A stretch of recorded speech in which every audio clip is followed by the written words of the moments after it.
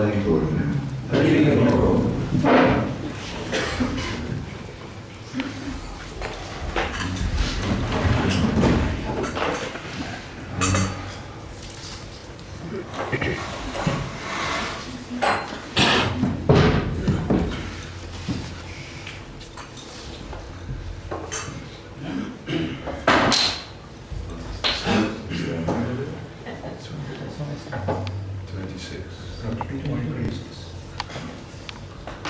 Jai Jai Sri Chaitanya Jaya Nityananda.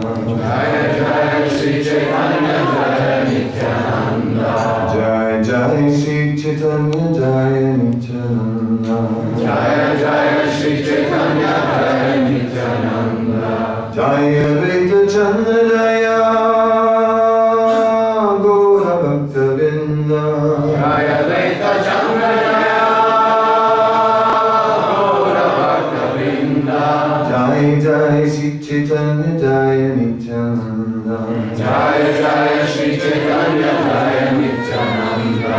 Jai Jai Sri Chaitanya Jaya Nityananda. Jaya Jaya Sri Chaitanya Jaya Nityananda. Jaya Advaita Chandra Jaya Gaura Bhakta Vrinda. Jaya Advaita Chandra Jaya Gaura Bhakta Vrinda. Hare Krishna, Krishna Krishna, Hare Hare. Hare Krishna, Krishna Krishna, Hare Hare. Hare Ram, Ram Ram, Hare Hare. Hare Ram, Ram, Hare Hare. Hare Krishna, Krishna Krishna, Hare Hare. Hare Krishna, Krishna Krishna, Hare Hare. Hare Ram, Ram Ram, Hare Hare. Hare Ram, Hare Hare. So reading from the Sri Chaitanya Charitamrita, Madhya Lila, chapter 22, the process of devotional service, and starting with text 26. Charivanashrami yadi Krishna naibaje, swakarma karite serorava padimaje. Charivanashrami, followers of the four social and spiritual orders of life. Followers of the four social and spiritual orders of life. Yadi, if Krishna, Lord Krishna, Nahi, not, Bhaje, serve, Swakarma karite, performing his duty in life. Say, that person, Rodave, in a hellish condition. Padi, falling down.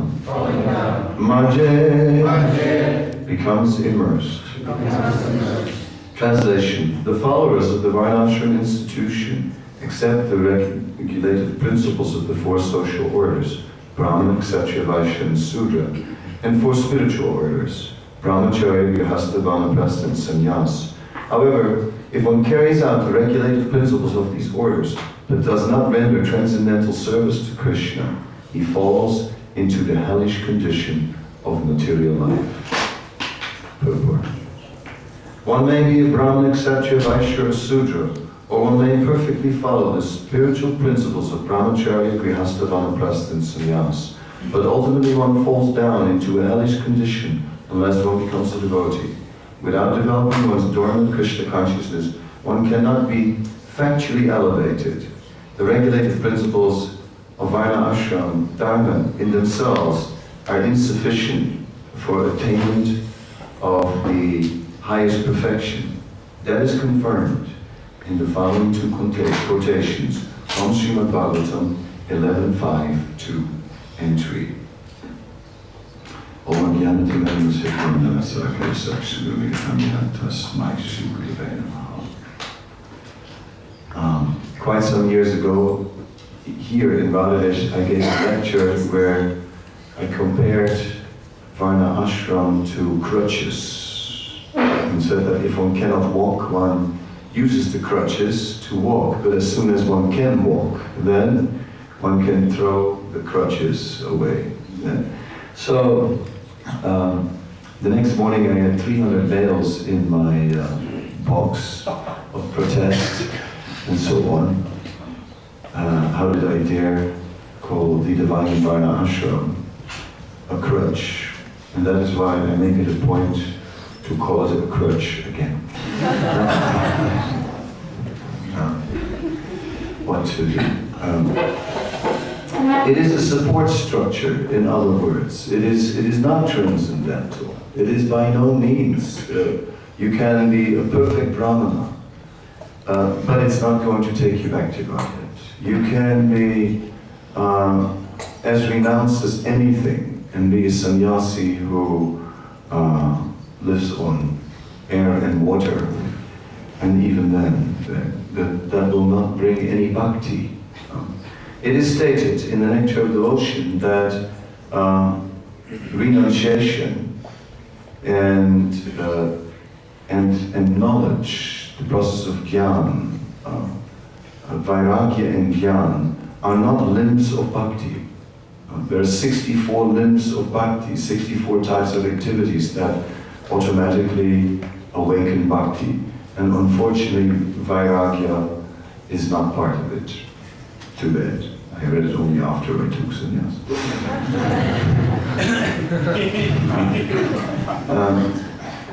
What to do?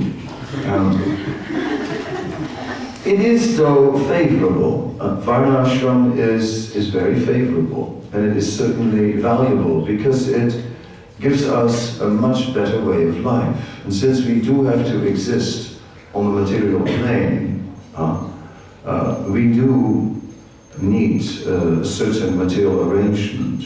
And if we can take shelter of the codes of Varnashram from conducting material affairs, then it's helpful to create the mode of goodness.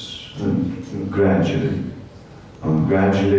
one rises above the lower modes of nature. And Bhagavatam says, Tadhava Jastamo Bhava Kamalobhaniyasche Matevatan Vistita Sattva Prasidati, that gradually one can, through devotional service, one can rise above the lower modes of nature, become situated in goodness, and then even go beyond to transcendental goodness.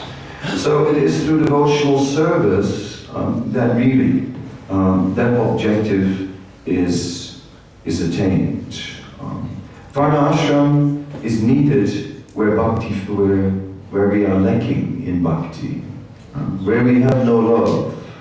There is Varnashram.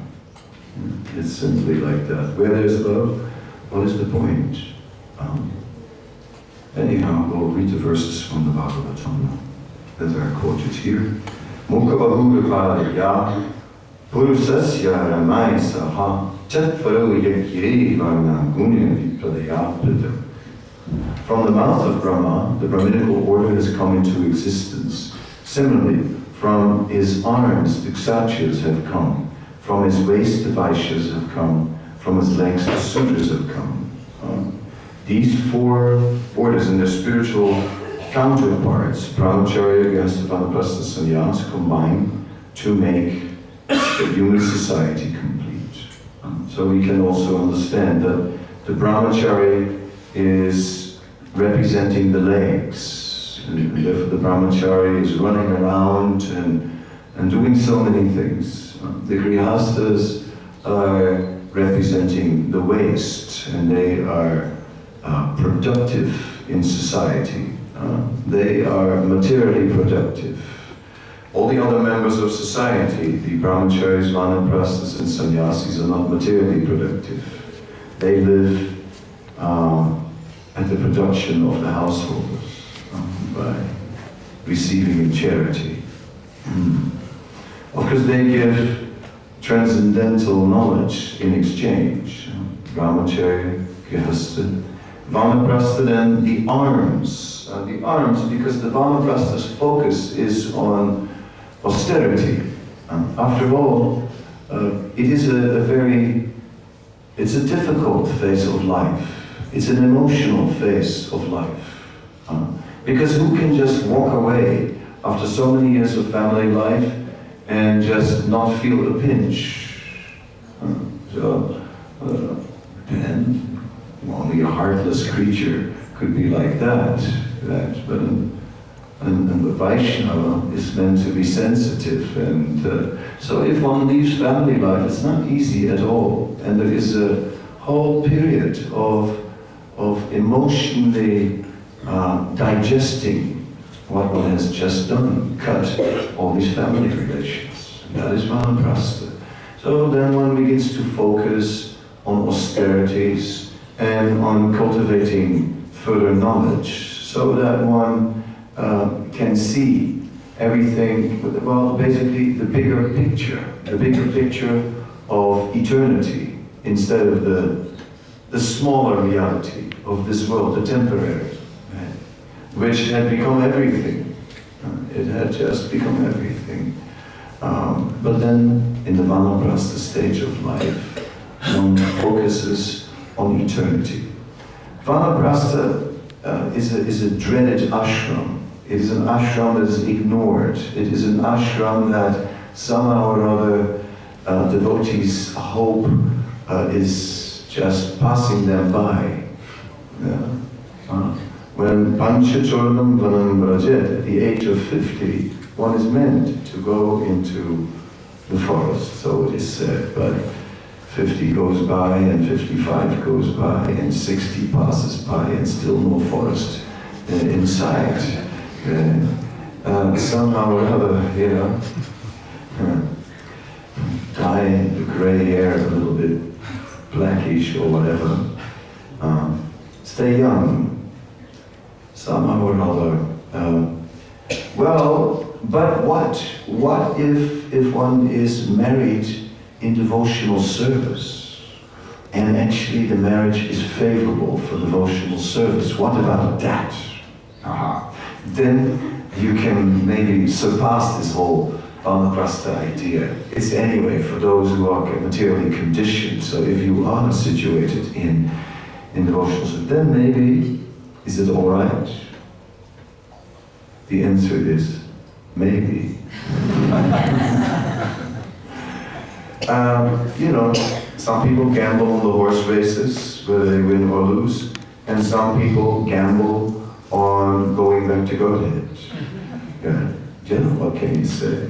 It's like ultimately, Panchachornam Vanam Vrajet is a friendly tap on the shoulder, which basically means that now, instead of working so hard for this life, now maybe it's wise to start working for the next. Because you don't know, when you're 50, you just don't know how much time you got left. Right? The early ones, they die in their 50s. Natural death, I'm talking now. Cancer cases, the heart attacks, they all go in their 50s, a whole bunch of them. And then, you make it to 60. Wow, 60. Congratulations. And then, I'm running out of time. I happen to have turned 60 this year, so I have the realization it's still fresh. And what shall I say? You start to calculate, well, if I become 70, which is a respectable age, then I have less than 10 years. It's not much, eh? 10 years. Geez, what do I still want to do? So many things. I have only 10 years left. 10 years finished. What do I still want to achieve? Wow, I didn't achieve very much yet. Neither on a personal level nor on a public level. So still, I better use my time very thoughtfully and carefully now. And that comes, that awareness. So that is the idea of vanaprastha. Anyway, vanaprastha doesn't necessarily mean that husband and wife need to separate. They can also go together to holy places and just practice go on pilgrimages, practice austerities together. So it doesn't have to be that cold and hard separation at all. But Prabhupada said, first of all, no more sex life. Second of all, the whole idea is no more material expansion, right? After 50, to start a family or to start expanding is not recommended. And of course. Anyway, there are many examples. Advaita Acharya, who some say lived up to 125 years old. He was 53 years older than Sri Chaitanya Mahaprabhu. So Advaita Acharya was already at the Vanaprastha age when Mahaprabhu was born. So by the time Sri Chaitanya Mahaprabhu took sannyas, Advaita Acharya was like at the age of a pensioner, and still together with Sita Thakurani. Then, oh yes. So Srivas Thakur, same thing, stayed married. Also throughout life. Of course, they were also quite transcendental personalities at the same time, and really beyond material attachment. Anyway, I'm not going to dedicate the whole lecture to this topic. You can put it under your belt. I'll end this topic with a cartoon. There's this cartoon. The first picture shows a baby, and the caption says, "Too young."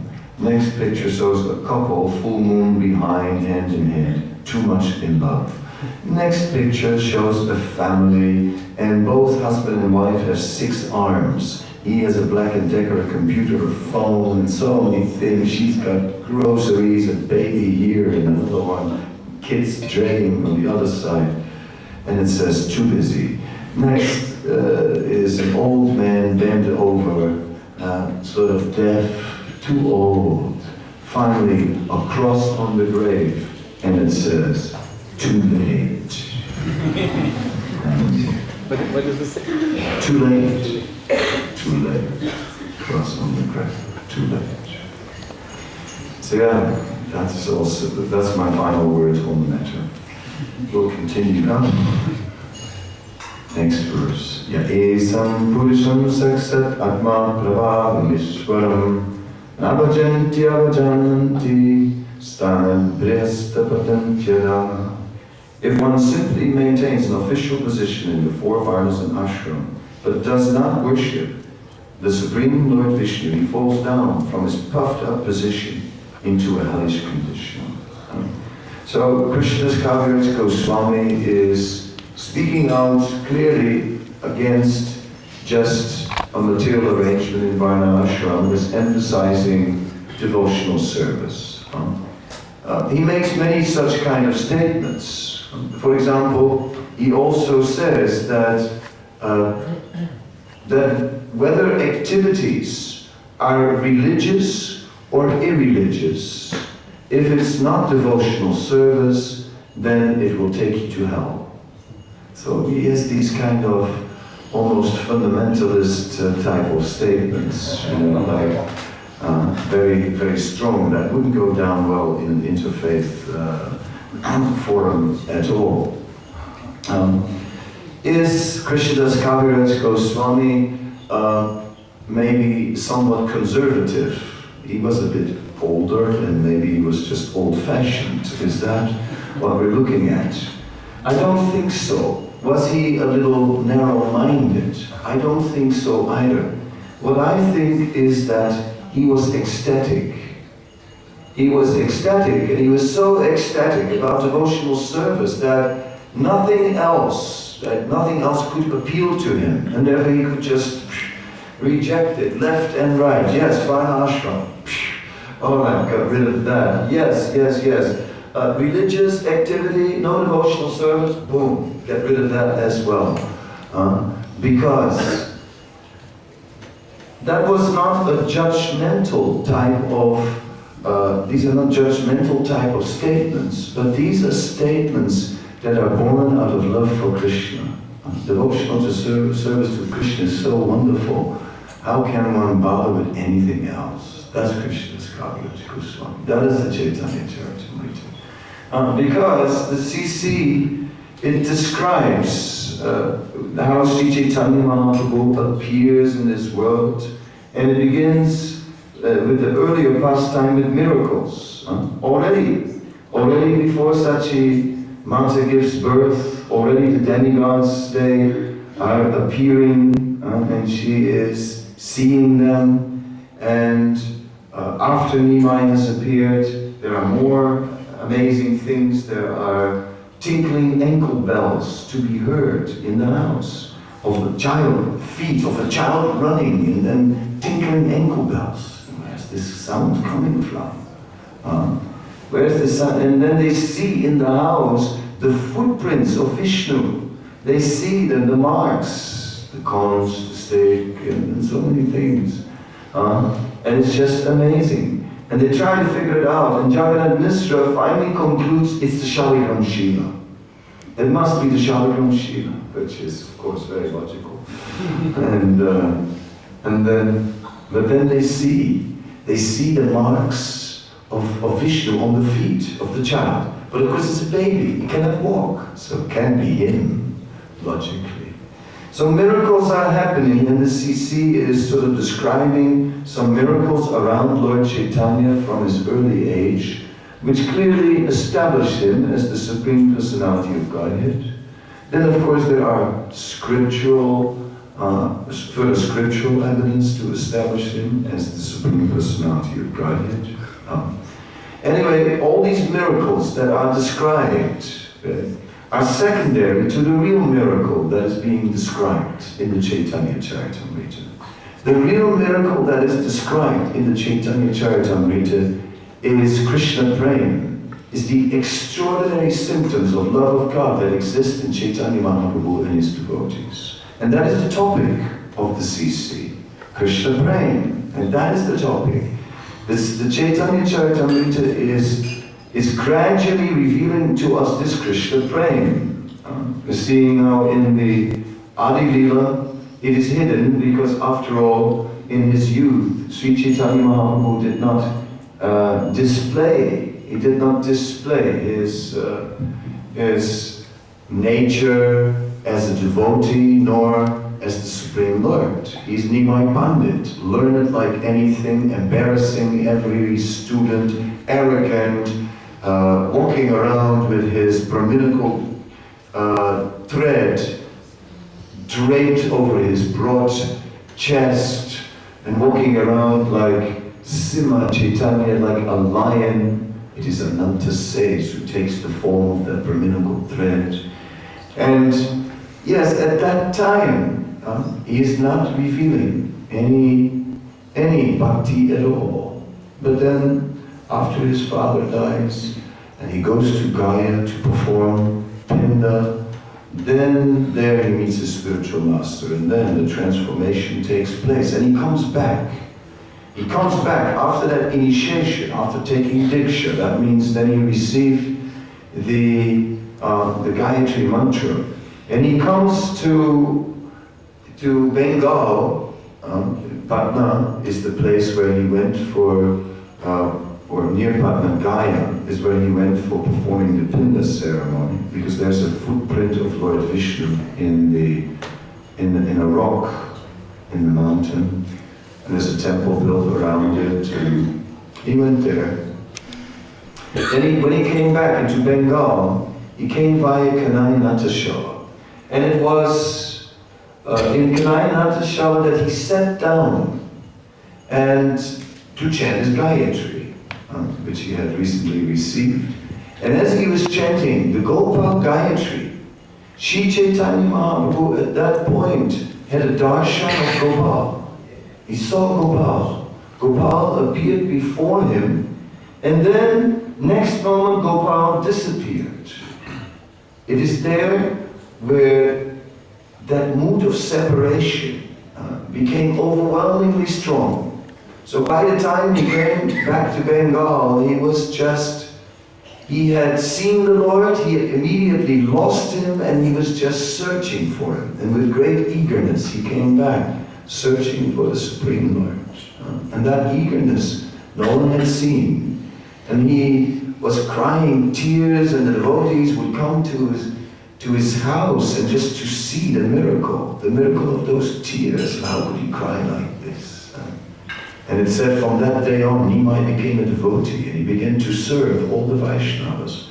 And to give him some mercy, they allowed him to carry things for them or do other services, errands for them, so that he could make some advancement.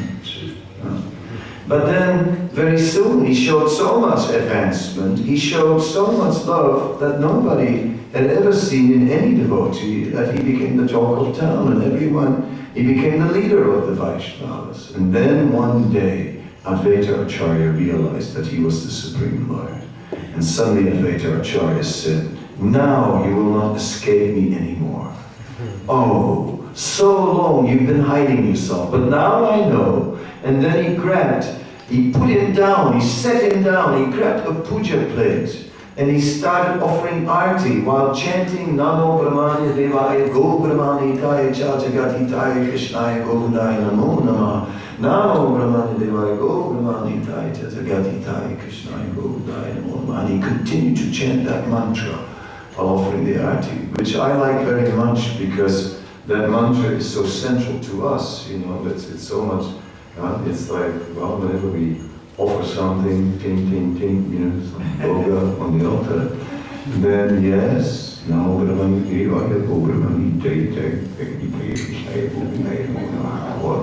with the yakya, at the end there is the purnahuti, purnahuti, then we can bring out the big spoon, you know, the big one, ecstasy, and yes.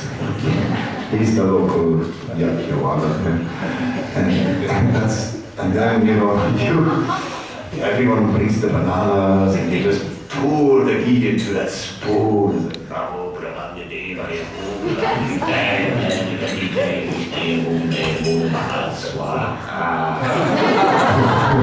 Or if you're trained in Mayapur, then it is swaha. Itam Krishnaya Namaha, and so on. So many ecstatic things going on. And it's so nice that that mantra, which was chanted again and again by Advaita Acharya, is so close to us. That kind of encourages us that this movement is just so authorized. It is so authorized. We are exactly following what Chaitanya Mahaprabhu was following, and his associates said, same thing. And Prabhupada was so faithful and just so nicely representing that, and all our acharyas. Whatever Chaitanya Mahaprabhu established, that became the thing. Govindam Adipurusham Tamaham Bhajami. It was Chaitanya Mahaprabhu who in South India came to the Adikeshav temple. And there was a group of brahmanas, and they were discussing this scripture which had never been heard anywhere else. And they were like really into it. It was the Brahma Samhita. It was the 5th chapter of the Brahma Samhita. Govindam Adipurusham Tamaham Bhajami. Paravita inspired me with chanting the tune. That's his new thing. He does it everywhere. Which is a nice thing. Because, yes, this Brahma Samhita, and Sri Chaitanya Mahaprabhu, he heard it and he became very ecstatic, and he took that manuscript from that temple and carried it with him and presented it later on, after traveling further, to Ramananda Rai as a special gift. And Ramananda Rai was not alone at the time. There were other devotees present also. So when the devotees saw that Ramananda Rai was getting this gift, right, they hardly gave him the time to hold it in his hands. They were already like ready to take it out and copy it. And it just was copied and copied and copied, hand copied, right? Not so quick like nowadays. You have a stick and no, hand copied, and it's going all over the place. And in a very short time, everyone had the Brahma Samhita. And everyone is memorizing it. And that same Brahma Samhita now, we have. And all these prayers and all these verses are representing the pure love that was displayed by Sri Chaitanya Mahaprabhu and his associates. Once in Jagannath Puri, Lord Chaitanya asked Advaita Acharya, where have you just come from? I just came from the Jagannath Mandir. Oh, what did you do? I just took darshan. Oh, you took darshan, and then what did you do? Then I came here. No. What did you do, actually, after the darshan? Advaita Acharya thought for a moment. He said, I circumambulated the deities. Then I have defeated you, Chaitanya Mahaprabhu said.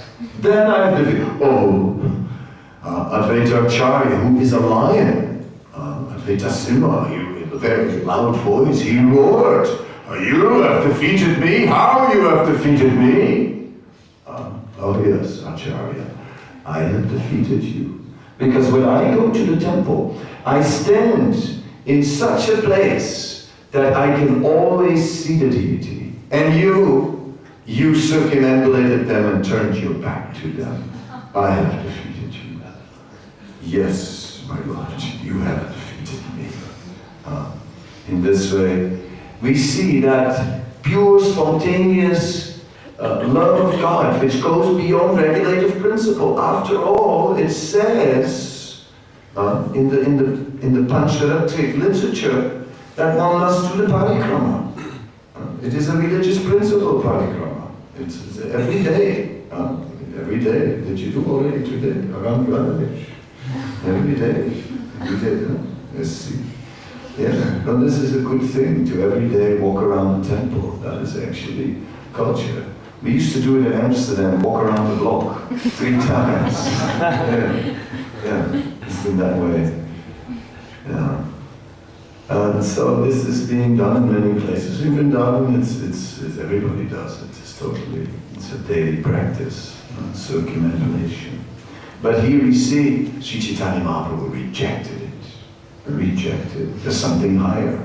To just, as long as possible, hold on to the darshan of the Lord. Not just stand there and say, oh yeah, Krishna looks pretty nice today. Yeah, well, I think the dressing is quite good. Probably, yeah, maybe I like it better than yesterday. Well, yesterday was also good. As if we are looking at a fashion magazine, haute couture, something like that. No, it's the Supreme Lord, the unlimited, merciful Supreme Lord, who again, in His kindness has revealed Himself to our eyes. And again is sort of capturing us. That's Supreme Lord. That's the mood of Lord Chaitanya. And in that mood, Krishnadas Kaviraj Goswami is now writing.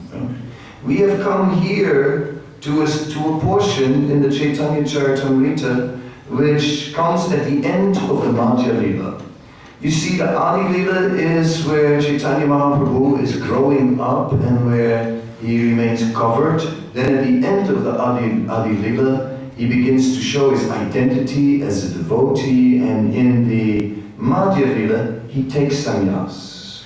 And that sannyas is a liberation. Because at that time, for the first time openly, he can just let out his love of God. So after sannyas, right, everyone is depressed when his hair is being shaved, such a beautiful personality. How can they just cut all his hair? This is terrible. The barber, after that, he just couldn't continue with his profession. He didn't know how he shaved, but somehow or other it happened. He gave up his job as a barber and he became a sweet maker. The hair of Chaitanya Mahaprabhu was placed in samadhi. It is still there in Katwa. And later on, after his natural death, they put the barber also there. So it's right next to the samadhi of the hair is the samadhi of the barber. You can see in Katwa. So when Chaitanya Mahaprabhu, people were like, took sannyas, people were overwhelmed with depression. How can this be? But then at the end, after it was over, everything changed because suddenly he jumped up and started dancing in the greatest ecstasy, and Kesava Bharati danced with him. And then everybody danced in ecstasy. The mood just changed and became so ecstatic.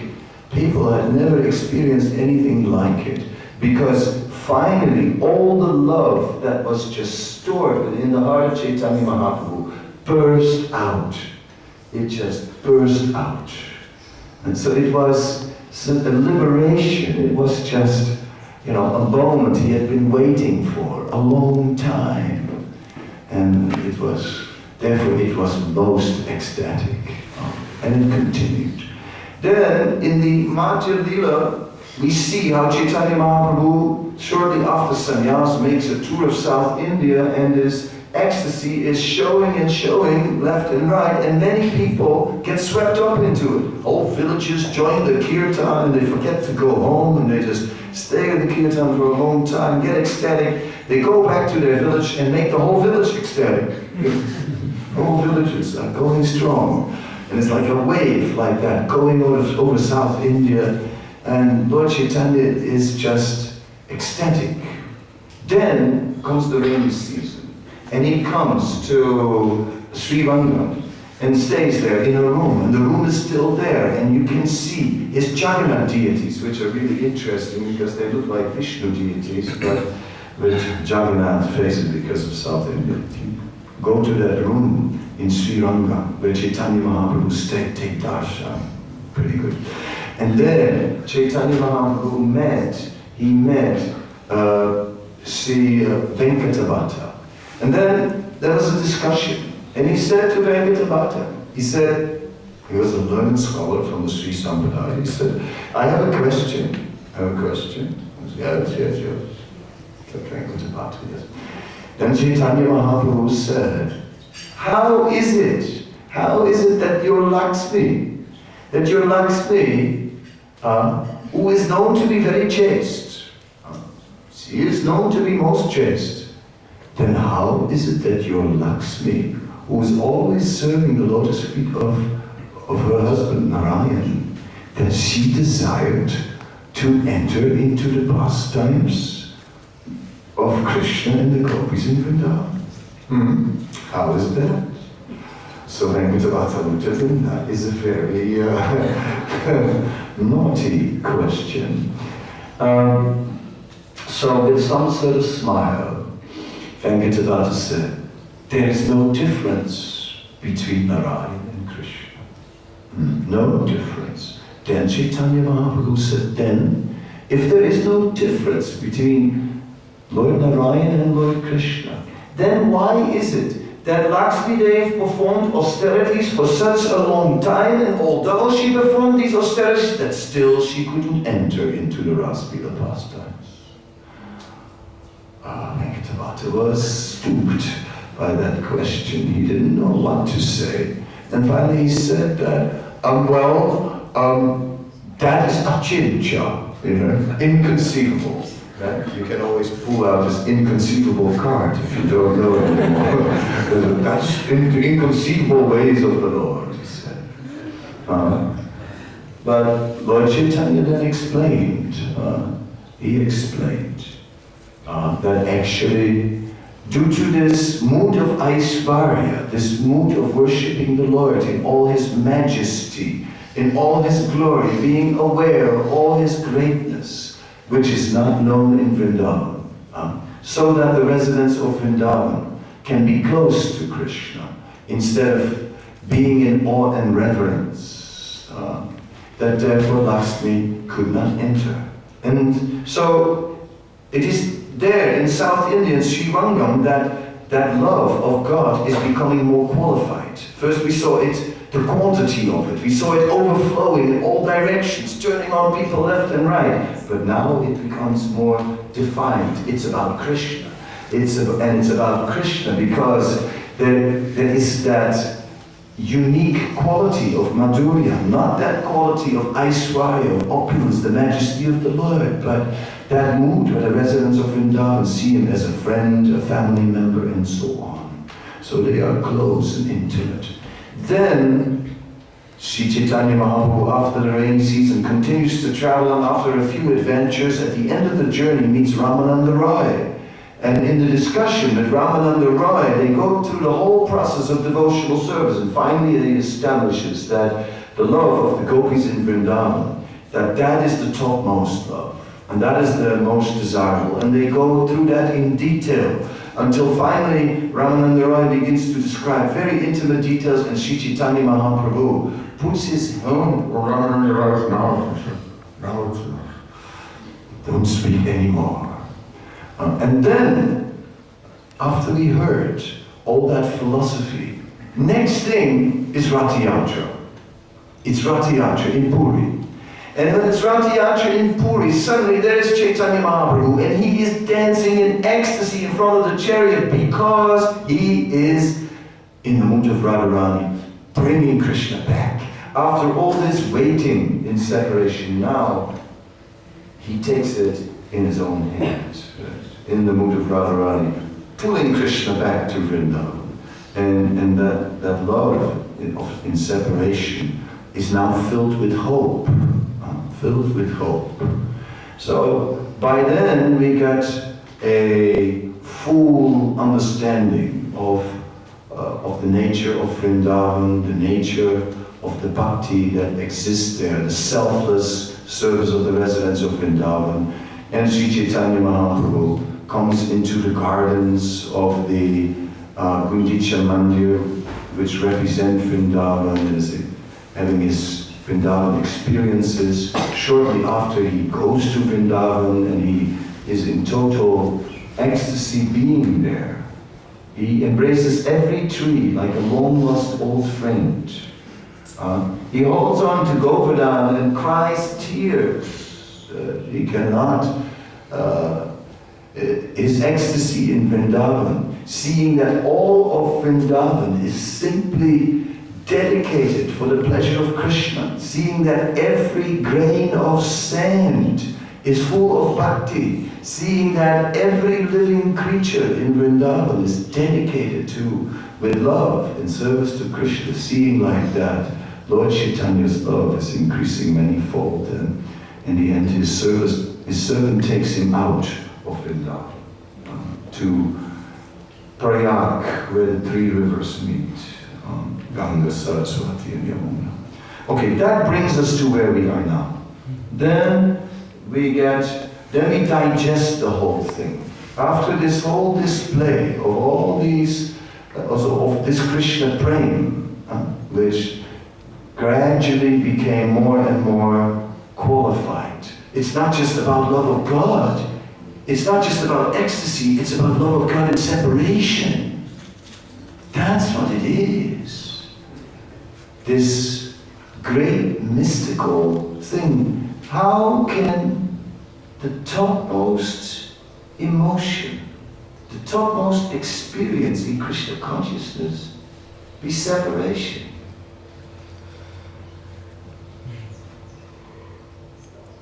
How can that be? I mean, is that what you want? Is that why you're chanting Hare Krishna? To experience that feeling of separation? Someone's covering his ears. He doesn't want to hear about separation. Yes, it's too much, this separation. It is too much. How can we understand when we hear that Srimati Radharani is almost dying in Nidhuvan, right? Out of separation? How can we hear these things and go like, is this ecstasy? Is this love of God? Do I really want it? But that is because we project our mundane concept of separation onto the divine separation. Because what happens in this separation, it is when even in the material world there is love, and then the lovers break up. Prince and princess are breaking up, and here Prince is not eating anymore, and he's just sitting there thinking of princess. In separation, he can't think of anything, only thinking of the princess. That's all he remembers. Yes, separation.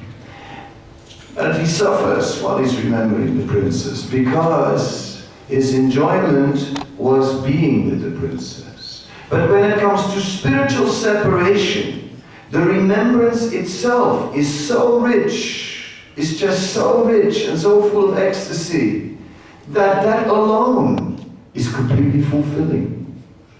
And therefore, yes, when separation occurs, when Radha and Krishna become separated, and this huge emotion of separation arises, the next thing is remembrance. And that remembrance is so ecstatic that immediately just totally absorbed in that remembrance. In fact, with so much intensity, even deeper, even stronger feelings of love than in the presence of Krishna. That is why this separation is the hardest. I know, it's difficult. I battle with it myself. Separation. It is such a thing. But it becomes ecstatic. It transforms into ecstasy on the spiritual plane. So that we understand. Anyway, after having heard everything, we are now going through the whole process of devotional service. In the teachings to Sanatana Goswami, from the beginning stages of devotional service, everything explained step by step to the point where we finally come to Krishna praying. And now we are at the stage where the preliminaries are rejected, varnashram rejected, and then it said, there are many philosophical speculators, jnanis, belonging to the Mayavad school who consider themselves liberated and call themselves Narayan. However, their intelligence is not purified unless they engage in Krishna's devotional service. Bang, bang, bang. Krishna's Kaviraj is throwing all the misconceptions off the table, as Prabhupada did, smashing Mayava, Nirvisesa Sunyavadi Paschita Desutari, as Prabhupada did. And behind is the pure devotional service, which is to follow in this chapter now, in the coming verses. And gradually, in this process of devotional service that is being explained, all the stages of advancement are described to Sanatana Goswami, by Sri Chaitanya Mahaprabhu.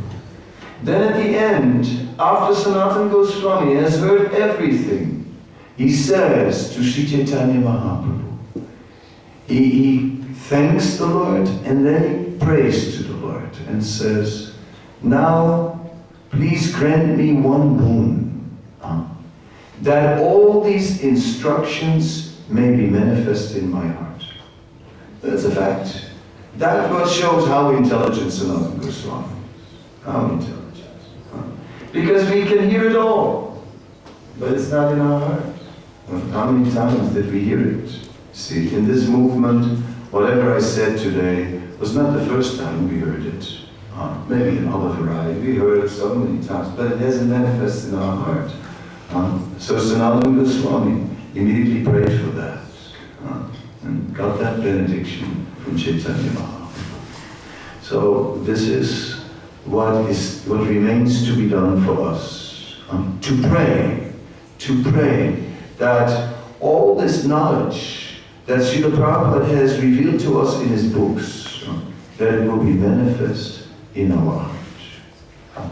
Just as Rupa Goswami writes in the beginning of the Hansa Dutta, which I like very much, it said, his opening verse says, may a certain blissful personality manifest in my heart.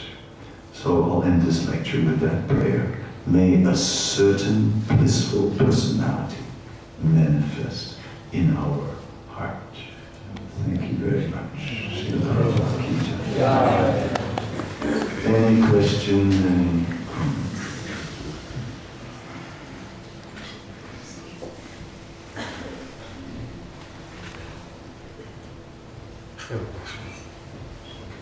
In the past time when Lord Chaitanya was saying to Advaitacharya that he won, because he was seeing the deity constantly, and Advaita Acharya was not.